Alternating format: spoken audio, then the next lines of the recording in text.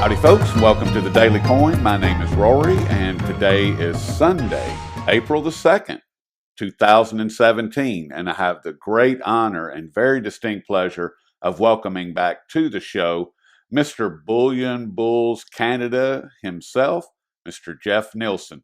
Jeff, welcome back. Hi, Rory. It's nice to be back again. Well, I'm glad you're here.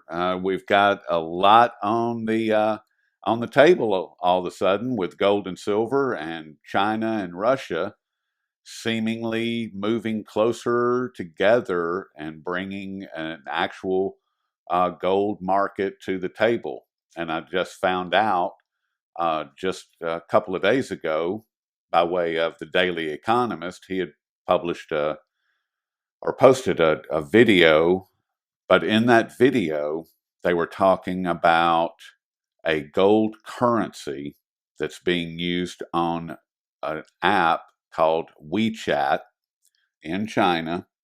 And during the Chinese Lunar New Year, which is a week-long celebration, they moved $14.5 million, over 100 million renminbi worth of gold currency. Not gold-backed currency, but an actual gold currency. And that really got my attention.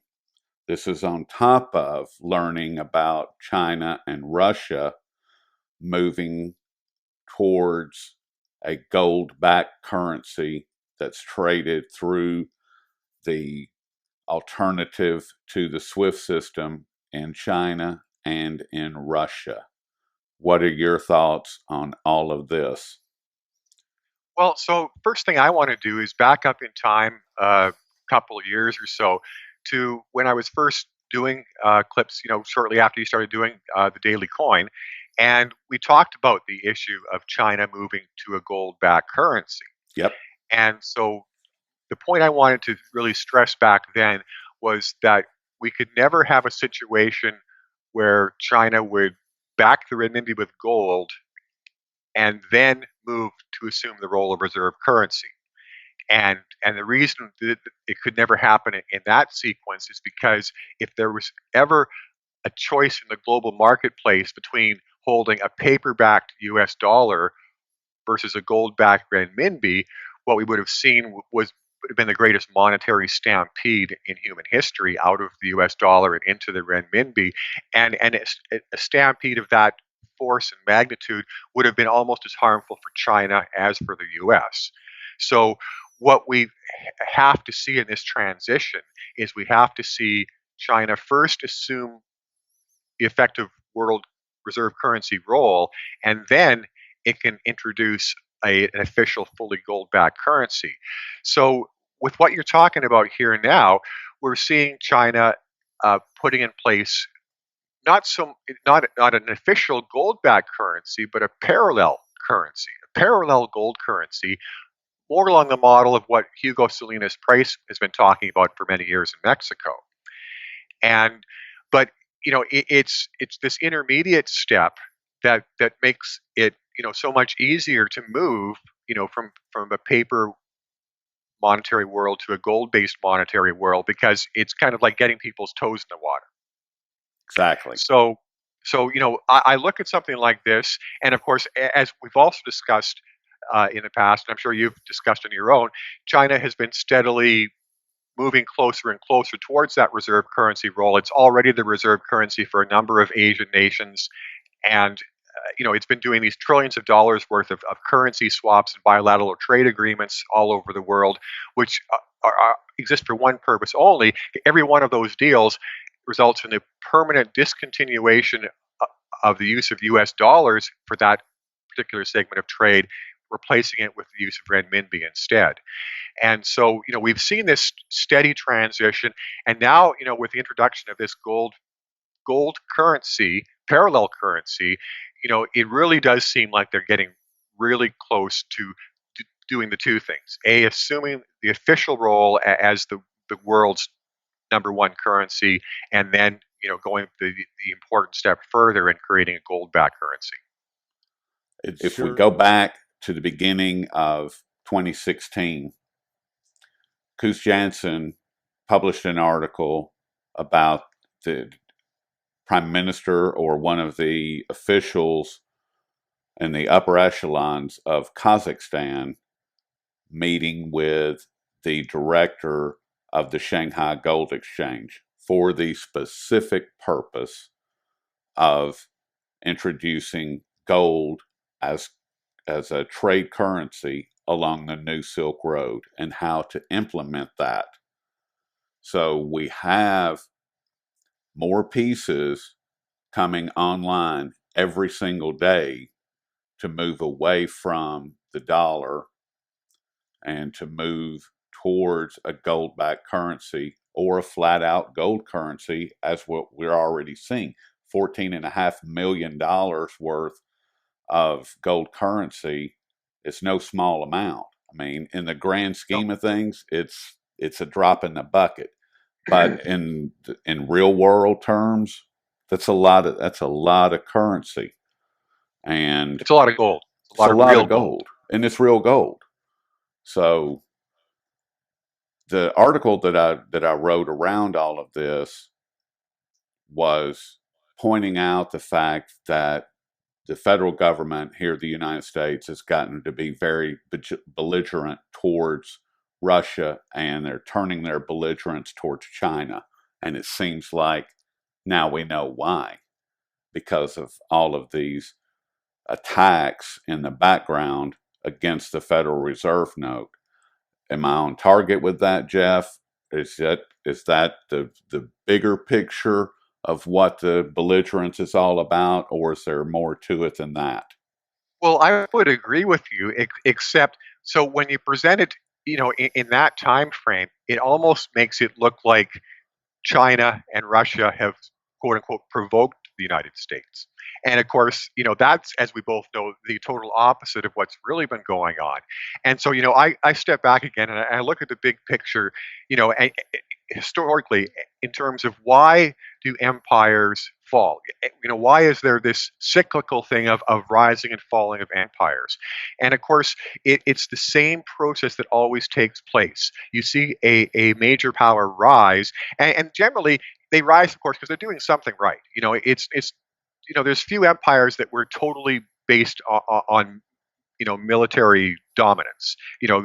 We have to go all the way back, basically, even before the Roman Empire, because the Roman Empire was much more than just a military empire. Yes. So you see these empires rise and they fall. Why do they rise and they fall? So they're on the way up. They're doing things right. They're in some respect at least producing genuine positive change in the world. The Roman Empire brought order, it brought education, it brought all sorts of advancements to the world. But then, of course, when these empires reach their zenith, corruption starts to set in. It's the old line about absolute power breeds absolute corruption. So the corruption starts to set in, and then what happens? These empires start to feel vulnerable. So when they feel vulnerable, excuse me, that's when they become much more militaristic. It's what we saw with the Roman Empire, and it's what we saw to a lesser extent with the British Empire. I mean, they got involved in all sorts of wars as the British Empire was on the way down. And of course, it's what we see with the American Empire. But now, if you look at the other side of the coin in terms of what other nations are doing, could we have ever seen an entity like BRICS come into existence if not for this relentless belligerence emanating from the US and its Western Empire? Probably not. So, I mean, There would this be is no the whole. need for it. No, and of course, these aren't. It's not like these are nations that were historic allies. They're spread all over the world, and of course, China and Russia have been, enemies as much as they've been allies. Going back historically. So, I mean, there would have been no likelihood of these nations forging this quasi alliance on their own. This economic cooperation, and of course now we have the Silk Road. None of this stuff would have happened if these nations hadn't been pushed into it. And of course, in your own article, you talk about the new currency systems that Russia and China have created, and in Russia's case, it was totally pushed into doing this because it was threatened to be kicked out of SWIFT. Yep. And of course, you know, flashing back to that, I mean, that was hilarious because the U.S. had been working for months to get Russia thrown out of SWIFT. And then just as they were about to do it, China and Russia go public with, oh yes, China's got its SIPS system ready to go, ready to launch at any time. And then, you know, all of a sudden there's this massive reversal. And not only are they halting all efforts to throw Russia out of SWIFT, but they actually offered Russia a board seat to get it to stay. And, Oh Lord. and I mean, so it's this whole Wile E. Coyote thing where you've got this totally evil entity that's got all these schemes that it's plotting and launching, and then they blow up in its face, and it looks like an idiot. We're looking pretty stupid right now. I mean, we're on the world stage. I mean, I don't know. Just as a side note, I mean, Lavrov came out and called out the UN a few days ago for the opium production in Afghanistan, and said, "Why is there so much opium coming out of Afghanistan? Hasn't the U.S. military been in there for like ever? And what's going on with that? Why is that? I Or mean, to put it in more specific terms, why did opium production in Afghanistan go in a straight line upwards from nothing to the global leader after the US military went in there? thank you. And now we have a heroin epidemic worldwide because of it. It's no coincidence, but I digress. You just published a new article where you are not attacking, but you are pointing out how devastating the loss of Obamacare on the Trump side is to his power, and it shows that has no power. Period. And it was a clear message from the oligarchs. If you would, Jeff, just elaborate on that and tell us where your head is and what you see with Trump and where he's at right now. Well, if we go back to the US election process, of course, we had this two-horse race where, the front runner kept switching back and forth. And I mean, as with everything else to do with the US political scene, it was all total theater. But, for me, I looked at that as Trump's education. And so, he got the Republican nomination. He thought he was a big wheel. And of course, then he had to run up against Hillary and the machine she had, the oligarch funded machine she had. And in the early months of the campaign, he was getting chewed up. And so, meanwhile, of course, behind the scenes, what was obviously being whispered in his ear was, how badly do you want to make it to the White House, Donald? And so, of course, whisper, whisper, whisper.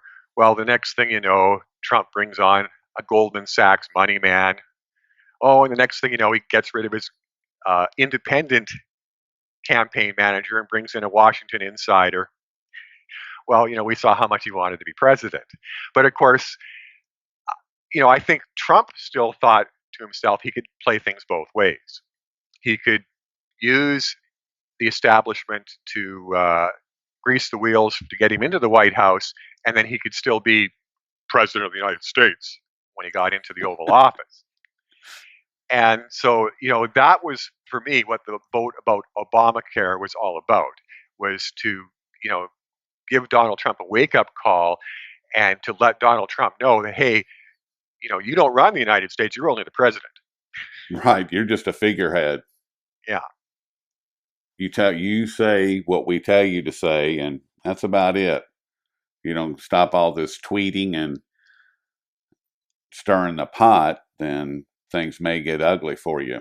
And here's how ugly they can get. And so basically, with this major humiliating defeat at the beginning of his presidency, he's already, got a very difficult choice to make. He's either got to be the oligarch's boy, just like Obama was, because that's how you win votes in Congress, and that's how you actually look like you're the president. Look like you're actually the leader of the nation rather than just some mouthpiece. Right. Or he can still try to be Donald Trump, president of the United States, on his own, and see how far that gets him. And I people are going to see in the piece that I'm just going to have published in the next day or so on this. I mean, my point of view is that if he suffers one more humiliating defeat, he's already a lame duck. I don't know that he's not already at this point. Well, but see, I I think mean, that unless he rules by executive order. If he rules by executive order, then he can make some things happen, over the until the end of his first term. At the end of his first term, he will not be reelected. The executive orders that he put into place will all disappear. Period. not only that, but of course, there's no better way for a lame duck president to advertise that they're a lame duck president than to go the executive order route over and over again. I mean, it's essentially an implicit declaration that they don't have the cojones to win a vote. Is this just the deep state, shadow government, whatever you want to call it, oligarchs, the one bank as you refer to them? Is this just them pushing their agenda into the White House? And how do you see the first part of this conversation tying into what we're discussing right now? Is there any correlation between us going to war with Russia, China, or both, or North Korea? We could very easily say that the reason that it was important to deal Trump this humiliating defeat right early on in the presidency is because the oligarchs want to find out for sure one way or another whether he's going to be their boy or not. Not sometimes pay lip service, say the right things when he's behind closed doors, but whether when he gets in front of the camera, he's going to be saying what he's told to say and not doing his usual shoot from the lip ad libbing. And so I think that this is, kind of like the moment of truth for Trump in terms of what he's going to be. A big mouth independent that blows up, and crashes and burns on a spectacular manner, or whether he's going to become another Obama and yes sir, no sir, and do exactly what he's told, because as you've been saying, the U.S. has been doing this saber rattling with ever more intensity for several years now. Of course, nobody's been covering that better than Paul Craig Roberts, and so, but in order to follow through, they need a leader who's not going to flinch and who's going to do what he's told. And I don't think that they're there yet in terms of looking at Trump that way. And so if they decide he's not the guy, if they decide that he's just too much of a loose cannon, and of course that's a very likely possibility, well, what happens there? Do they try to stall on their agenda for the 4 years of the Trump term and then put a new puppet in place that'll do what they want? Or do they get more radical and look to make some midterm change? I mean, it certainly wouldn't be the first time they've sought to pull off a coup in the United States. No, it would not. I mean, there's a lot of people that have said that he could get the Kennedy treatment, or they may allow an impeachment process to be brought to the table. Yeah, Say yeah. that he's mentally unstable. Yep, Put the vice president in place because they know he'll do what he's told, exactly. and not uh, try to wing it on his own. Right. He'll just take the script and that's it. Thank you very much. I'll take my $60 million book deal now. Indeed, that may have been for the oligarchs. That may have been one of the most important motivations for them to take control of his campaign, was so that they had input into who his running mate was going to be. Well, excellent point. Gold and silver. I want to stay on that. How do you see the market action of late, Jeff? I mean, we've gold and silver are up. I was listening to Eric Sprott and Craig Hemke yesterday, and I think that gold's up 8% in the first quarter, and silver's up 13%. So that's a nice first quarter. And do you see things kind of moving along these same lines? Do you think that we're going to get kind of uh, bump from what's happening in China and Russia? Well, of course, in 2016, I laid out a very specific scenario. I called it the fake gold rally and Yep. said basically they would be marching the market up till around mid-year. And the purpose of marching it up in the first place was to set it up for a crash. And so, I mean, that's been done, but it wasn't a crash. What we saw instead was a retreat, much more moderate pullback. And now we're seeing, some upward momentum again, but much more, of course, moderate than at the beginning of last year. So I asked the question whether this reflects ambivalence on the part of the oligarchs planning, because the scenario I described and what actually unfolded through the first half of 2016, it was basically bang on. And of course, the further part of my reasoning was that they were setting up the gold and silver market for a more general crash, so that when they took the the stock markets down and the general markets down, they could crash gold and silver along with it and not have them look like quote unquote safe havens. So, but there was no crash. Instead there was the Trump rally, and they pushed the Right. bubbles up even further after the election. So,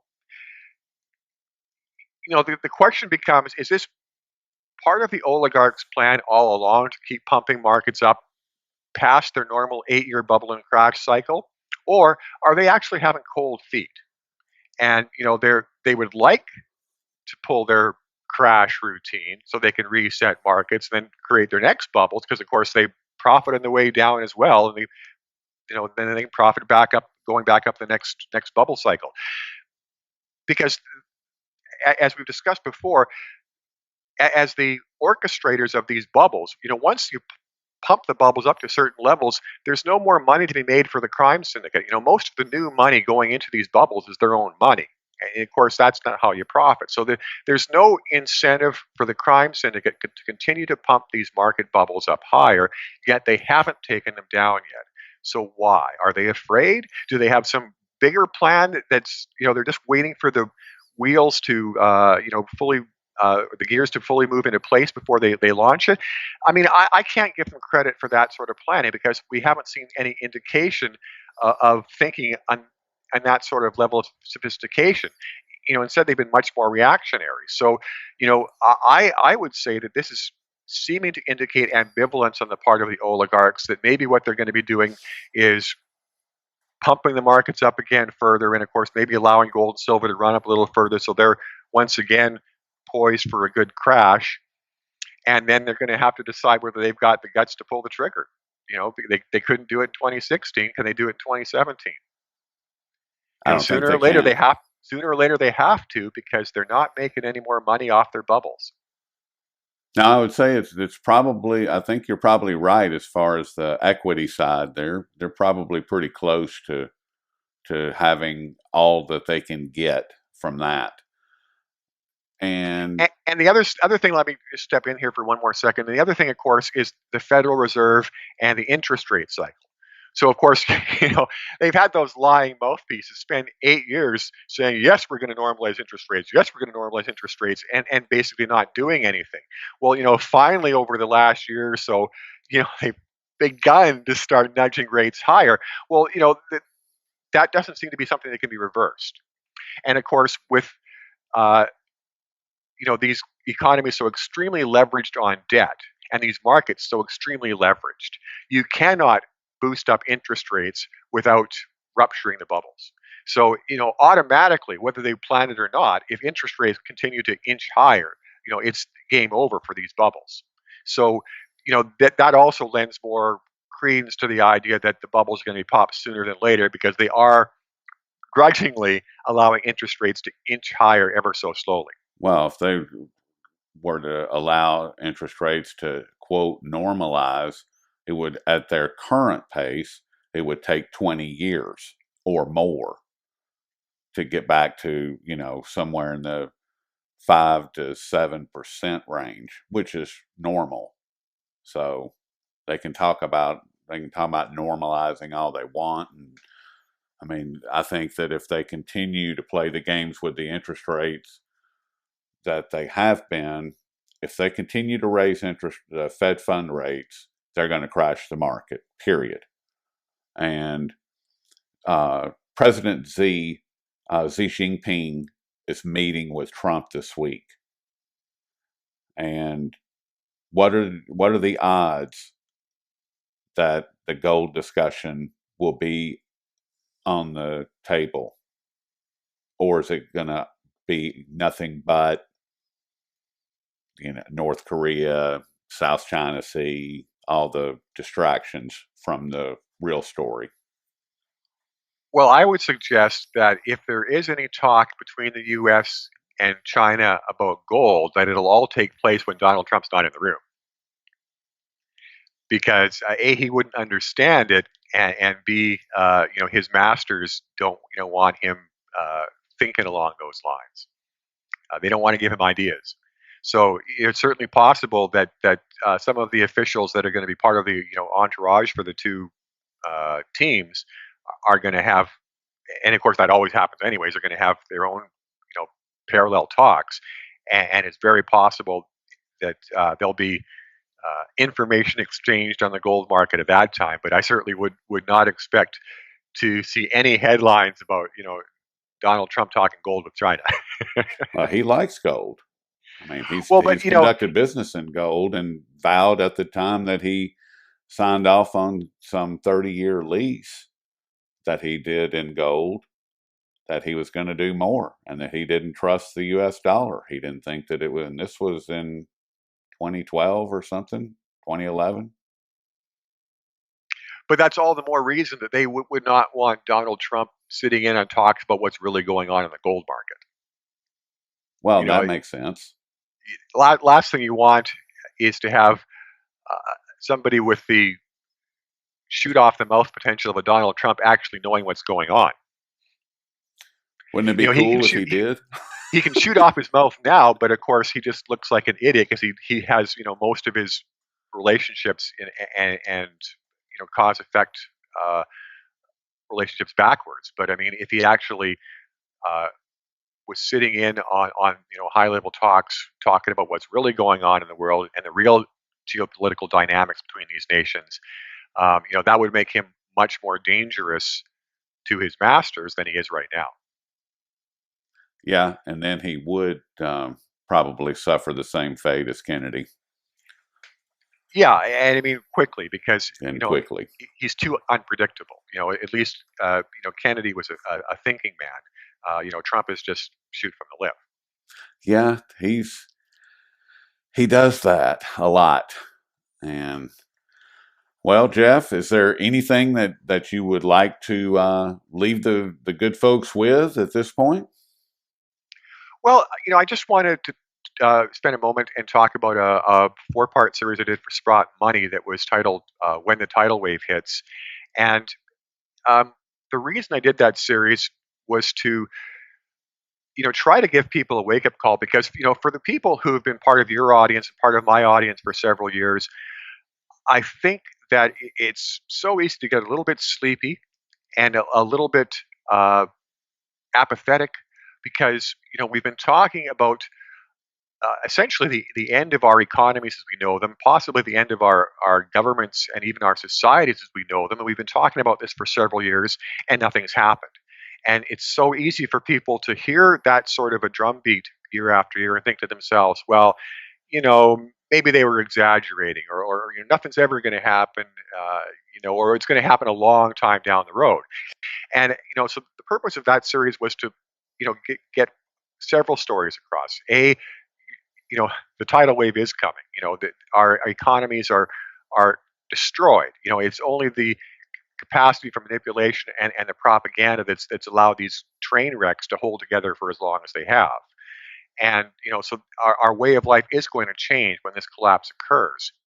And of course, parallel with that, we have our entire society from a legal standpoint being turned upside down with this quote unquote war on terror, this orchestrated fascism to allow our governments to turn our societies into police states to supposedly quote unquote fight the terrorists. Open air And prisons. Yeah, and so we have these things going on. So I mean, this is all real, and I mean, it's hasn't stopped. It's not like everything's been suspended. It's continued to move forward. It's just that the oligarchs have gone out of their way to keep things quiet. So our economies have continued to deteriorate. The war on terror has continued to escalate. Our rights have continued to be shredded, and of course the fascist agenda continues to get more and more belligerent from a military standpoint. So everything we've been talking about, rather than saying, "Oh well, we were exaggerating," or "It's going to be a long time coming." Well, no, it's going to be worse than we first thought, and it's getting closer and closer, as we've been talking about, of course, during this clip, because we can see things coming to a head in many respects. So I think it's really important for people to understand that you know rather than things having cooled off or somehow even gotten better, that it just means we're much, much closer to the abyss than we were when we first started talking about this 3 or 4 years ago. Well, people ask, all the time, when is the collapse going to happen? I mean, there was one of my family asked me that exact question, and I looked at him and I said, "Well, we can either look at 1913 or we can look at 2006. Take your pick." Said it's happening right now. It's all around you. The collapse is happening right now. It's not an event, it is a process. And that process is quickening at this point. The pieces are coming into view when you start to see a gold currency come to the table. Something's changed. Something major has just changed. Period. When you see a nation that has the largest military in the history of the world being as belligerent as they are with this military firepower, then something has changed. And if people can't see that, then please go over. If you don't want to, please don't take my word for it. Go to shadowstats.com, look at the inflation rate chart, look at the unemployment rate chart, and tell me that we're not in a depression. We are not in a recession. And this is something that you talked about with Dave, and something that I've been saying for at least a year, that we are in a full blown depression. The numbers support it, the economic deterioration supports it. The facts, the actual facts, not the nonsense that comes out of TV, those facts support a full blown depression. Am I right or wrong? Oh, absolutely. And of course, there's a totally surreal aspect to this because with their propaganda, with their capacity to manipulate markets, they've been able to pretend in their public front that everything is treading water. Or of Green course, in the shoots. case of the U.S., it's going up and up and up. It's green shoots as far as the eye can see. But meanwhile, the reality is we're in this relentless crumbling of our economies. So, Yes. so the surreality is that what's going to happen is that we're going to be presented with what's going to be billed as a sudden, surprising, rapid collapse, when in fact what's really going to be taking place is it's just going to be taking the blinders off and actually showing the train wrecks for what they really were. And it's not like our economies are going to suddenly go off a cliff in 3 months. It's, as you pointed out before, they already went over the edge. They're already falling, but we're not going to actually have the blinders taken off until they're an inch above the ground. In 2006, that's when everything really started falling apart. That's No doubt. when things started collapsing. And then in In the U. 2008, everything did collapse, period. The derivatives market was on the edge of getting away from them. And if they hadn't have stolen 16 to 23 trillion dollars from the American public, then the derivatives market would have blown apart, taking with it the entire global economy. There is nothing that's been changed, nothing has been corrected or fixed. 16 to 23 trillion dollars was sucked up in less than a year, and they have thrown an additional what? 4 trillion. It's on the balance sheet, Federal Reserve's balance sheet. They And did. that's just the official money It's printing, the because of course official. It's what ridiculous. is always lost in the fog is the fraud of fractional reserve banking. So the Right. Federal Reserve conjures $4 trillion out of thin air at 0% interest, feeds it into the big banks, who then can lend out that 4 trillion at a 35-to-1 ratio at 0% interest. That's 1.2 quadrillion. So that's yeah. Well, no, that's over 100. That's just over, with one bank, it's just over 100 trillion. But then they lend their 100 trillion to Bank B at 0% interest, and Bank B gets to lend that out at a 35-to-1 ratio. And now suddenly you're into the quadrillions. Added two more banks into the chain, and you're into the quintillions. And this is all legal It's counterfeiting. ridiculous. This is all legal counterfeiting that was made possible by the original fraud of the Federal Reserve pretending to quote unquote lend money at 0%, because there's no such thing as a 0% loan. By definition, an interest rate is a positive number. It's the price we pay for the use of capital. So there's no such thing as a 0% interest rate. There's no such thing as a negative interest rate. These are just crime terms that the crime syndicate uses. Well, if you anybody that thinks that there's a negative interest rate, how can that is not even physically possible? That's called theft. Yeah, it's a Negative total. interest rate is called theft. I mean, I'm gonna lend you, Jeff, $10,000, and what I want you to give me back is 9,500. Or less. Or less. Okay. So what part of stealing is that outside of? That is pure theft.